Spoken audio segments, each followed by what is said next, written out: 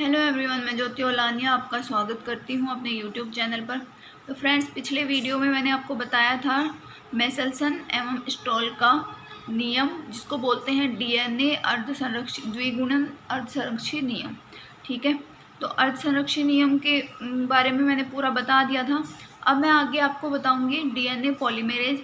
इसमें आपके DNA polymerase replication process पूरी, और इसमें डीएनए का रिपेयरिंग वाला, मतलब जो भी आपके जो छोटे छोटे टॉपिक हैं इसमें फर्स्ट यूनिट के जो लास्ट टॉपिक हैं सारे, वो इसमें कंप्लीट हो जाएंगे। ये टॉपिक कंप्लीट होने के बाद आपकी मॉलिक्यूलर बायोलॉजी की फर्स्ट यूनिट कंप्लीट हो जाएगी।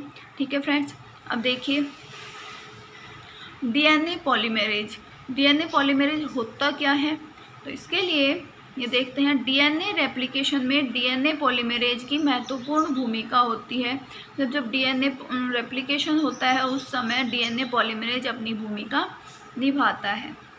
डीएनए पॉलीमरेज डीएनए रेप्लिकेशन के समय न्यूक्लियोटाइड्स को ऐड करते हैं। जब रेप्लिकेशन होता है तो न्यूक्लियोटाइड्स, जैसे एक श्रृंखला पर ये सारे न्यूक्लियोटाइड्स हैं, तो इनके सामने जो न्यूक्लियोटाइड्स आने चाहिए उनको ऐड करता है। ठीक है, जिससे न्यू डीएनए स्ट्रैंड का निर्माण होता है। प्रोकैरियोट्स में जैसे प्रोकैरियोट्स में ई कोलाई में मुख्य रूप से दो प्रकार के डीएनए पॉलीमरेज सम्मिलित होते हैं डीएनए रेप्लिकेशन में। जब ई कोलाई में रेप्लिकेशन होता है या फिर ई कोलाई में जब डीएनए रेप्लिकेशन होता है, तो उस समय जो डीएनए पॉलीमरेज सम्मिलित होते हैं वो कौन से होते हैं? दो प्रकार के होते हैं, जिनमें से एक होता है डीएनए पॉलीमरेज थर्ड, ये होता है मेजर डीएनए मेकर। दूसरा है डीएनए पॉलीमरेज फर्स्ट। ठीक है, अब देखिए इसमें हम देखते हैं ये स्ट्रैंड बनी हुई है ओल्ड स्ट्रैंड, मतलब पुरानी जो श्रृंखला है वो ये है, इसकी प्रतिकृति या इसका रेप्लिकेशन दूसरी श्रृंखला बनती है। ठीक है, तो ये होता है प्राइमर। उसके बाद में डीएनए पॉलीमरेज जो ये इन न्यूक्लियोटाइड्स के अनुरूप दूसरे न्यूक्लियोटाइड्स प्रोवाइड कराता है, जिससे कि न्यू डीएनए स्ट्रैंड बनती है। ठीक है, देखिए ये कौन कौन से मान लेते हैं हम, ये ग्वानिन है, एडिनिन है, ये भी एडिनिन है, और ये थायमिन है, ये साइटोसिन है, ये एडिनिन। तो इनके जो इनसे जुड़ेंगे, ये ट्रिपल बॉन्ड से जुड़ता है साइटिनिन, उसके साइटोसिन, और ये होता है थायनिन, एडिनिन, ग्वानिन, थायमिन। ठीक है, अब देखिए आगे इसको बताते हैं हम। रेप्लिकेशन प्रोसेस क्या होती है? रेप्लिकेशन प्रोसेस में क्या क्या होता है? रेप्लिकेशन प्रोसेस चार टाइप से शुरू होती है, चार तरीके से शुरू होती है, मतलब इसमें चार पूरी प्रोसेस होती हैं। कौन कौन सी? स्टार्ट फ्रॉम बबल्स, जब ये स्टार्ट होती है तो बबल्स से स्टार्ट होती है। Primers and primase second step होता है इसका, primers and primase. Leading and lagging strand आएगा यहाँ पे, सॉरी लिखना भूल गई मैं, यहाँ पे लैगिंग आएगा। ठीक है, लीडिंग एंड लैगिंग स्ट्रैंड। और चौथा स्टेप होता है इसका the maintenance and clean up squad, मतलब जो छोटे छोटे टॉपिक आपके बचे हुए वो सारे इसमें कंप्लीट हो जाएंगे। ठीक है, अब देखिए सबसे पहले जब रेप्लिकेशन होता है तो ये होती है इसकी फर्स्ट स्टेप। कौन सी है first step? Start from bubbles. इसमें बबल्स बनते हैं, जो ये पूरा डीएनए अणु होता है इसमें एक बबल्स बनते हैं और बीच में ये संरचना दिखाई देती है। ठीक है, जब रेप्लिकेशन होता है तो ये है रेप्लिकेशन बबल, और धीरे धीरे ये जो ब्लैक कलर का है, ये जो न्यू डीएनए है ये बनना स्टार्ट होता है, और ये पूरा होता है ओल्ड डीएनए। मतलब जो ब्लैक पेन से दिखा हुआ है वो है न्यू डीएनए, और जो ब्लू पेन से है वो ओल्ड डीएनए। ठीक है, अगली संरचना में जब हम जाते हैं तो ये जो बबल है वो ग्रो करता है, और ग्रो करने के बाद क्या होता है इसमें? ग्रो करने के बाद ये जो बाहर वाली है ये तो पूरी हो जाती है, उसके बाद में ये अंदर वाली जो संरचना है ये पूरी ऐसी बन जाती है, और धीरे धीरे डीएनए के अणु अलग अलग हो जाते हैं। ठीक है, तो ये हो गई बबल्स वाली। इसके आगे देखते हैं हम एंजाइम्स एंड प्रोटीन्स, कि इसमें एंजाइम्स और प्रोटीन्स का क्या कार्य होता है। सबसे पहले हेलिकेज एंजाइम द्वारा डीएनए चेन्स को अलग अलग किया जाता है।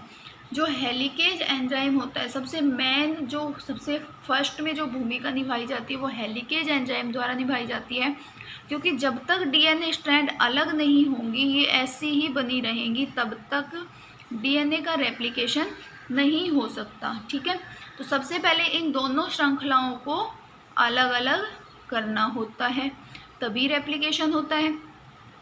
तो इसमें कौन सा एंजाइम भूमिका निभाता है? Helicase enzyme. ठीक है, उसके बाद में सिंगल स्ट्रैंड्स को कुछ प्रोटीन्स द्वारा कोट कर लिया जाता है ताकि वह फिर से कंबाइन ना हो। और जो ये अलग से सिंगल स्ट्रैंड बनी हुई हैं, ये आपस में आगे जाके कंबाइन नहीं हो, इसके लिए इन पर कुछ विशेष प्रोटीन्स लिपटी हुई होती हैं, लिपट जाती हैं कुछ विशेष प्रोटीन्स, जिसे वापस से कंबाइन नहीं हो सकती। ठीक है, तो ये हो गया एंजाइम्स एंड प्रोटीन्स। इसके बाद में हम पढ़ते हैं प्राइमर्स एंड प्राइमेज, जो अपना सेकंड स्टेप होता है। इसमें क्या होता है, डीएनए पॉलीमरेज सिर्फ 3' एंड पर ही न्यूक्लियोटाइड्स को ऐड कर सकते हैं। 3' एंड मतलब एक होता है 3' to 5', दूसरा होता है 5' to 3'। ठीक है, तो इसमें से जैसे मैं बता ही देती हूँ यहाँ पे, एक होता है 3' to 5', एक होता है 5' to 3'। मैंने पीछे भी बताया था कि जो डीएनए पॉलीमरेज होता है वो इस सिरे पर बनता है और आगे बढ़ता चला जाता है, जिससे पूरा डीएनए की श्रृंखला का निर्माण हो जाता है। ठीक है, एंजाइम प्राइमेज एक आरएनए प्राइमर बनाता है जो कि रेप्लिकेशन के समय एक कम्प्लीमेंट्री फॉर्म के रूप में ऐड हो जाता है। जो एंजाइम प्राइमेज एक आरएनए प्राइमर बनाता है, यहाँ पे ये होता है आरएनए प्राइमर, जो कि रेप्लिकेशन के समय एक कॉम्प्लीमेंट्री फॉर्म मतलब एक विशेष या फिर एक्स्ट्रा डीएनए स्ट्रैंड के रूप में काम में आता है। ठीक है, एक डीएनए स्ट्रैंड के रूप में ऐड हो जाता है ये जो प्राइमर होता है। उसके बाद में जिससे डीएनए पॉलीमरेज को 3' मिल जाता है। अब देखिए, कोई भी डीएनए है, ये वाली स्ट्रैंड है 3' to 5'। अब इसमें रेप्लिकेशन के लिए 3' कहाँ से मिलेगा? नहीं है इसके ऊपर कुछ भी, तो इसके लिए एंजाइम प्राइमेज द्वारा एक आरएनए प्राइमर को ऐड कर दिया जाता है, कॉम्प्लीमेंट्री एक्स्ट्रा के रूप में, एक्स्ट्रा होता है ये, तो इसको ऐड कर दिया जाता है और ये होता है 5' to 3'। अब डीएनए पॉलीमरेज को 3' मिल जाएगा और 3' मिलने के बाद में ये यहाँ पर इसकी कॉपी करके और डीएनए पॉलीमरेज बनाता है, डीएनए पॉलीमरेज जुड़ जाता है और फिर उसके बाद में न्यूक्लियोटाइड्स प्रोवाइड करा देता है और ये श्रृंखला धीरे धीरे पूरी होती चली जाती है। ठीक है, इसके बाद में अब देखिए, एंजाइम प्राइमेज एक आरएनए प्राइमर, ये तो मैंने बता दिया था, जो कि रेप्लिकेशन के समय एक कॉम्प्लीमेंट्री फॉर्म के रूप में ऐड हो जाता है, जिससे डीएनए पॉलीमरेज को 3' मिल जाता है, रेप्लिकेशन स्टार्ट कर देते हैं। इसके आगे अब मैं बताती हूँ आपको लीडिंग एंड लैगिंग स्ट्रैंड। जो डीएनए में रेप्लिकेशन होता है उसमें लीडिंग और लैगिंग 2 प्रकार की स्ट्रैंड पाई जाती हैं, जिससे डीएनए का रेप्लिकेशन पूर्ण होता है। ठीक है, देखिए पहले हम पढ़ते हैं लीडिंग स्ट्रैंड, जो कि कंटिन्यूअस होती है। लीडिंग मतलब जो रेगुलर कार्य करती रहे या लगातार बनी रहे, वो होती है लीडिंग। और जो लैगिंग होती है, जिसमें बीच बीच में गैप होता है, वो होती है लैगिंग। तो देखिए इनके बारे में पढ़ते हैं हम। डीएनए पॉलीमरेज 5' to 3' डायरेक्शन में काम करता है, 5' to 3' डायरेक्शन में काम कर रहा है। ठीक है, उसके बाद में अगला है 3' to 5' डायरेक्शन इजी फॉर्म में होती है तथा कंटिन्यूसली होती है, इसको लीडिंग स्ट्रैंड कहते हैं। लीडिंग स्ट्रैंड जो होती है वो 3' to 5', जो ये 3' से 5' डायरेक्शन में होती है, ये एक इजी स्ट्रैंड में मतलब इजी डायरेक्शन होती है, इजी फॉर्म होती है, जिसमें जो लीडिंग स्ट्रैंड होती है वो कंटिन्यूसली अपना कार्य कर पाती है, ठीक है। इसलिए इसको रेगुलरिटी बनाए रखने के कारण इसको क्या बोला जाता है, लीडिंग स्ट्रैंड, ठीक है। इसके बाद में हम देखते हैं लैगिंग स्ट्रैंड। लैगिंग स्ट्रैंड में क्या है, लैगिंग स्ट्रैंड यह फ्रेगमेंट फॉर्म होने के कारण यह कॉम्प्लिकेटेड स्ट्रैंड होती है। मतलब इसमें फ्रेगमेंट फॉर्म होती है या छोटे छोटे टुकड़े होते हैं जिसके कारण ये कॉम्प्लिकेटेड फॉर्म होती है। इसमें 5' to 3' डायरेक्शन में कार्य करता है। इसमें कौन सी डायरेक्शन में काम होता है, 5' to 3' और लीडिंग में 3' to 5' कार्य होता है। डीएनए पॉलीमरेज लीडिंग स्ट्रैंड बनाने के बाद नीचे आकर लैगिंग स्ट्रैंड बनाता है तथा इसमें ब्रेक डाउन करता है और इसमें फ्रैगमेंट्स बनते हैं, और जो फ्रैगमेंट्स बनते हैं उनको क्या बोला जाता है, ओकाजाकी फ्रैगमेंट्स। तो इसमें आपका ये जो थ्योरी थी ओकाजाकी फ्रैगमेंट्स वाली वो भी कंप्लीट हो जाती है, ठीक है। मैं फिर से डायग्राम में समझा देती हूँ आपको। ये देखो, ये लैगिंग स्ट्रैंड होती है जिसमें डीएनए पॉलीमरेज जब इसका रेप्लिकेशन कर देता है लैगिंग स्ट्रैंड बन जाती है। उसके बाद में जब ये नीचे आता है तो क्या होता है, लैगिंग स्ट्रैंड बनाता है और बीच में इसको ब्रेक डाउन कर देता है बीच बीच में से। उसके बाद में ये होते 3' to 5'। Lagging strand break down होने के कारण इसमें ये जो पार्ट बनते हैं वो बनते हैं ओकाजाकी फ्रैगमेंट्स, या फिर ऐसे भी बोलते हैं कि ये है फ्रैगमेंट फॉर्म में होती है, इसलिए इसको लैगिंग स्ट्रैंड भी बोला जाता है, ठीक है। अब इसके बाद में देखिए चौथा है the maintenance and clean up squad.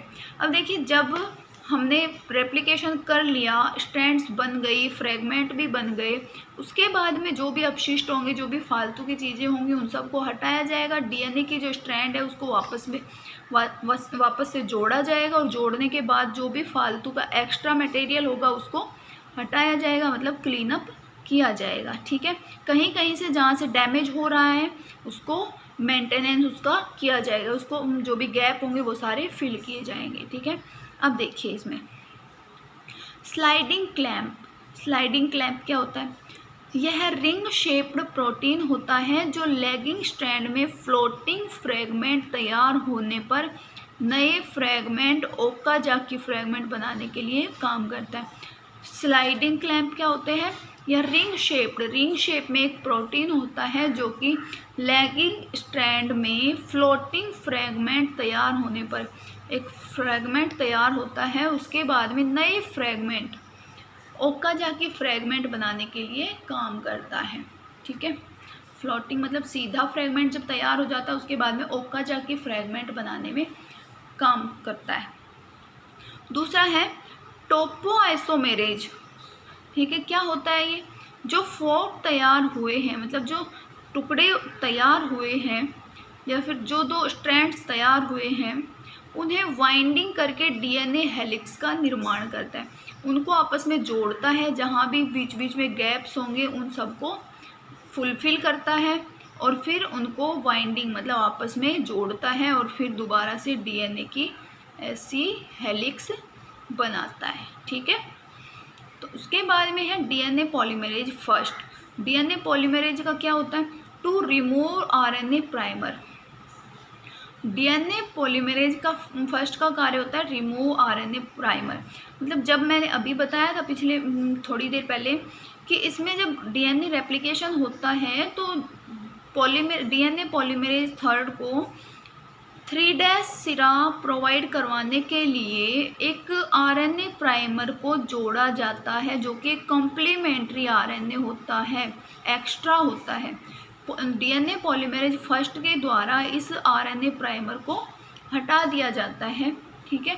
इसके बाद में काम आता है डीएनए लाइगेज का। डीएनए लाइगेज का काम क्या होता है, आरएनए प्राइमर रिमूव होने के बाद जो गैप बच जाते हैं उन्हें फिल करता है। डीएनए लाइगेज का कार्य क्या होता है, जो भी गैप इसमें बच जाते हैं एक्स्ट्रा उन सबको ये फिल करता है। अब देखिए डीएनए रेप्लिकेशन की एक सिंपल सी डायग्राम हम आपको समझाते हैं, ठीक है। देखिए ये होता है मेन प्रोसेस डीएनए का। रेप्लिकेशन का। ये 2 स्ट्रैंड होती हैं जिनको अलग किया जाता है। किससे किया जाता है? हेलिकेज एंजाइम के द्वारा। भी पढ़ा था हमने। तो देखिए, जो हमने पढ़ा था सिर्फ उसको समझना है, ठीक है। तो हेलिकेज एंजाइम के द्वारा इसको स्ट्रैंड्स को अलग कर दिया जाता है, ठीक है। ये प्राइमर होता है, जो प्राइमर हमने तैयार करा प्राप्त हुआ था वो। इसके बाद प्राइमेज, ये प्राइमेज होता है, ठीक है। ये डीएनए पॉलीमरेज थर्ड होता है, जो इसको न्यूक्लियोटाइड प्रोवाइड करवाता है। डीएनए पॉलीमरेज फर्स्ट होता है ये, ठीक है। इसके बाद में ये बीच में गैप है, ये क्या बन गए? ओकाजाकी फ्रेगमेंट्स बन गए ये दोनों, ठीक है। अब देखिए, ये डीएनए लाइगेज है, ये लैगिंग स्ट्रैंड है और ये लीडिंग स्ट्रैंड है। लीडिंग स्ट्रैंड कंटिन्यूसली होती है, रेगुलर होती है, बीच में कोई गैप नहीं होता। इसमें एक स्लाइडिंग क्लैंप बनता है। दूसरा पॉलीमरेज, डीएनए पॉलीमरेज थर्ड होता है, ठीक है। आगे ये प्रोसेस चलती रहती है। सिंगल स्ट्रैंड बाइंडिंग प्रोटीन, जो सिंगल स्ट्रैंड होती है उसको ये बाइंड करते रहते हैं, ठीक है। ये है टोपियाइसोमेरेज एंजाइम। टोपियाइसोमेरेज एंजाइम का कार्य क्या होता है? यहाँ पे लगता है और फिर जो ये स्ट्रैंड्स होती हैं अलग अलग, उनको आपस में जोड़ देता है, ठीक है, या फिर बाइंडिंग कर देता है। तो ये होता है डीएनए रेप्लिकेशन। आई होप आपको ये डायग्राम आप पहले बना के या फिर पहले इसको देख लें, उसके बाद में पढ़ेंगे तो ज़्यादा अच्छा रहेगा, क्योंकि फिर ज़्यादा अच्छे से समझ में आ जाएगा, ठीक है फ्रेंड्स। तो आपका DNA replication, RNA replication, polymerase और जो छोटे छोटे टॉपिक थे 3-4, वो सारे, डीएनए रिपेयरिंग वाला, वो सारे टॉपिक आपके कंप्लीट हो गए हैं। तो कहने का मतलब ये है कि आपकी जो मॉलिक्यूलर बायोलॉजी में है वो फर्स्ट यूनिट कंप्लीट हो चुकी है, ठीक है। अब फर्स्ट यूनिट कंप्लीट हो चुकी है तो फ्रेंड्स आगे अब हम पढ़ेंगे सेकेंड यूनिट, ठीक है। ये भी मॉलिक्यूलर बायोलॉजी की, तो धीरे धीरे एक एक पेपर आपका कंप्लीट कराया जाएगा, ठीक है फ्रेंड्स। तो आई होप आपको ये समझ में आया होगा। आगे और ज़्यादा से ज़्यादा अच्छे से अच्छे वीडियो देखने के लिए चैनल को लाइक करें, शेयर करें, जिससे कि आप शेयर करोगे तो ज़्यादा से ज़्यादा लोग इसको देखेंगे और सबको फ़ायदा होगा, ठीक है। अपने फ्रेंड्स के साथ इसको शेयर करें, लाइक करें, कमेंट करें। अगर आपको कोई भी डाउट है, कुछ भी पूछना है तो कमेंट बॉक्स में कमेंट कर सकते हैं। Thank you friends.